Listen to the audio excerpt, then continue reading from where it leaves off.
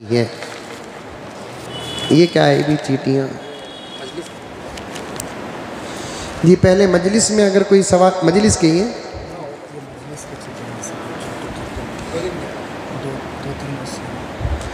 بسم اللہ سے قرآن پڑھنا کیسا ہے؟ قرآن جب شروع کرتے ہیں تو اعوذ باللہ سے قرآن شروع کرنا ہے۔ فَإِذَا قَرَأْتَ الْقُرْآنَ فَاسْتَعِذْ بِاللَّهِ یہ قرآن کا حکم ہے۔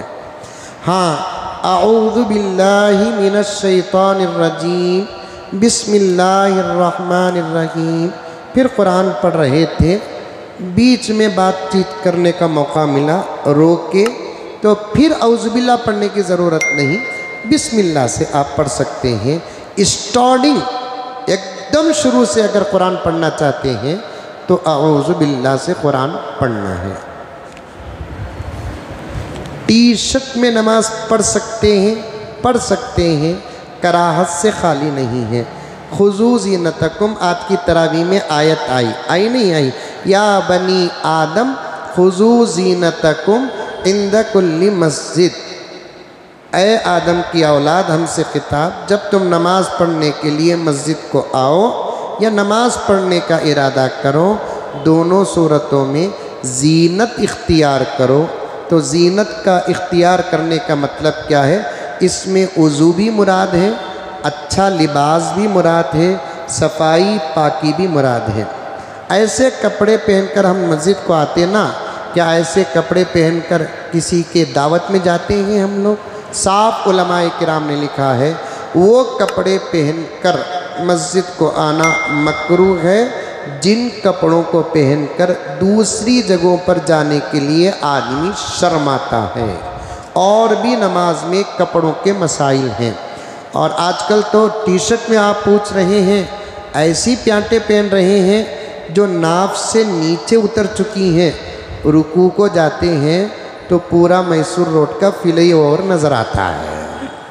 مکروہ ہے، نماز ادائی نہیں ہوگی۔ غسل جنابت کا طریقہ کیا ہے؟ وضو سے بھی آگے کا جو مسئلہ ہے وہ غسل کا ہے۔ وضو ادا ہوتا ہے اس کا جس کے پاس غسل ہو، جس کے پاس غسل نہیں اس کا وضو ادا نہیں ہوتا۔ غسل کا آسان طریقہ کیا ہے؟ ایک مرتبہ کلی غرارے کے ساتھ کرنا اور ایک مرتبہ ناک میں پانی نرم حصے تک پہنچانا، ہلکی سی سانس لینا، ایسا۔ اس کے بعد ایک مرتبہ پورے جسم میں پانی بہانا، بال کے برابر بھی جگہ سوکھی نہ رہے۔ یہ فرض طریقہ ہے۔ سنت طریقہ بڑا طویل و تفصیل ہے۔ پہلے جسم میں جہاں نجاست ہے اسے دور کرنا، اس کے بعد ایک مرتبہ وضو کی طرح وضو کرنا، اس میں غرارہ اور ناک میں پانی اچھے طریقے سے لینا، اس کے بعد پورے جسم میں 3 مرتبہ پانی بہانا۔ یہ سنت طریقہ ہے۔ اور ایک بات یاد رکھ لیں کہ کل بھی شاید کسی نے مجھ سے پوچھا فون کے ذریعے سے کہ غسل کر لینے کے بعد نماز فوراً پڑھنے کا موقع ملے تو پھر وضو کرنے کی ضرورت نہیں، غسل ہی میں وضو ادا ہو جاتا ہے۔ ہاں غسل کرنے کے بعد نماز پڑھنے سے پہلے بھئی چاند ہوا نکل گئی یا پیشاب کو گئے یا خون بہا یا قے ہوا وغیرہ تو اس صورت میں آپ کو وضو کرنا پڑے گا۔ اگر غسل کرنے کے فوراً بعد نماز پڑھنا ہے یا قرآن پڑھنا ہے پھر ایک مرتبہ غسل کرنے کی کوئی ضرورت نہیں ہے۔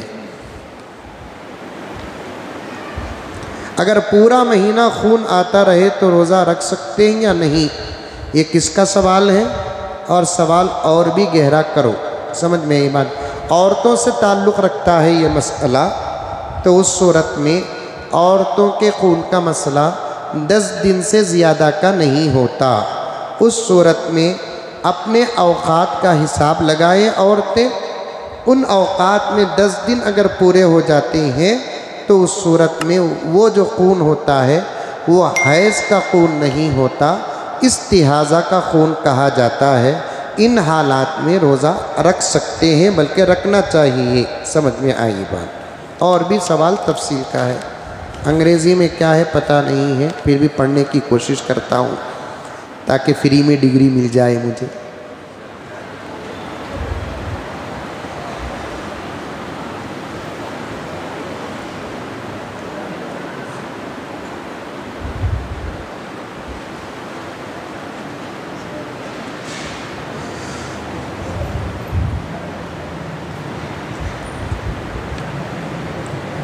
ہم نبی کریم صلی اللہ علیہ وسلم کو آپ کہہ کر پکارتے ہیں۔ شاید سوال کا یہ مطلب ہے، ایسا کیوں؟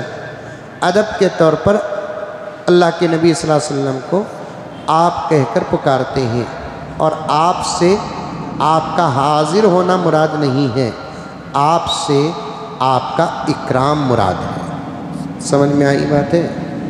بعض لوگ آپ صلی اللہ علیہ وسلم کو آپ کہہ کر پکارتے ہیں، اس سے ہماری مجلسوں میں آپ صلی اللہ علیہ وسلم کے حاضر ہونے کا عقیدہ رکھتے ہیں، وہ ان کا عقیدہ ہے، اب اختلاف کی کوئی ضرورت نہیں ہے۔ ہمارا عقیدہ اہل سنت والجماعت دیوبندیوں کا کیا ہے کہ آپ صلی اللہ علیہ وسلم کو آپ جو کہتے ہیں حاضر سمجھ کر نہیں کہتے، اکراماً و احتراماً کہتے ہیں۔ وہی سوال شاید اس میں بھی ہے۔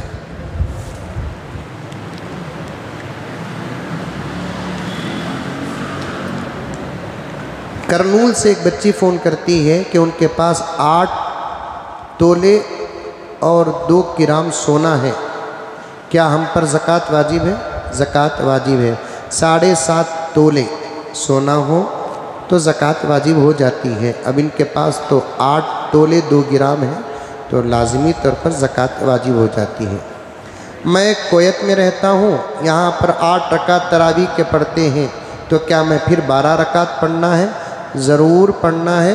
مسجد میں جماعت کے ساتھ 8 رکعت نماز پڑھ لو، پھر اپنے علاقے میں یعنی تو مسجد ہی میں بقیہ 12 رکعت پڑھو، کیونکہ تراویح کے 12 رکعت نماز سنت مؤکدہ ہے۔ اب وتر کی نماز کا جب وقت آتا ہے تو وتر جماعت کے ساتھ پڑھ لو، بعد میں 12 رکعت پڑھو۔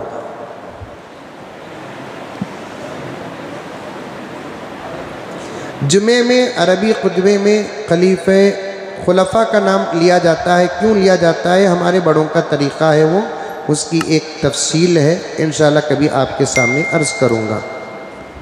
عورتیں کھلے آسمان کے نیچے نماز پڑھ سکتے ہیں؟ پڑھ سکتے ہیں۔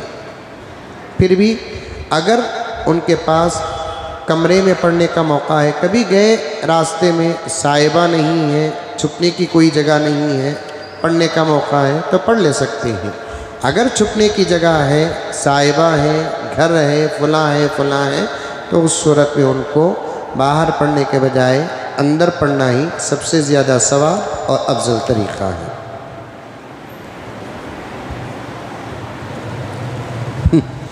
ایک صاحب اللہ کی بندی کہتی ہے، میری شادی میں ہم نے لڑکے والوں کو دعوت دی ہے، مگر لڑکے والے ولیمہ نہیں کرے، سپریم کورٹ میں کیس بک کرائیے۔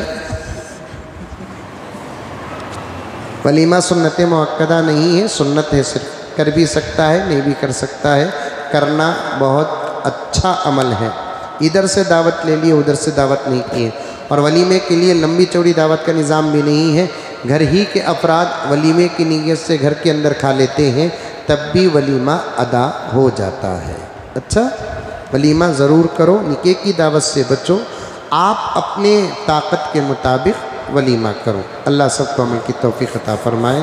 لک الحمد لک شکریہ اللہ، اللہم صلی علی سیدنا نبینا مولانا محمد مبارک وسلم۔ ربنا آتنا فی الدنیا حسنہ وفی الآخرۃ حسنۃ وقنا عذاب النار۔ اللہم انا نسألک من خیر ما سألک منہ نبیک وحبیبک محمد صلی اللہ علیہ وسلم، ونعوذ بک من شر ما استعاذک منہ نبیک وحبیبک محمد صلی اللہ علیہ وسلم۔ سبحان ربک رب العزت عما یصفون وسلام علی المرسلین والحمد للہ۔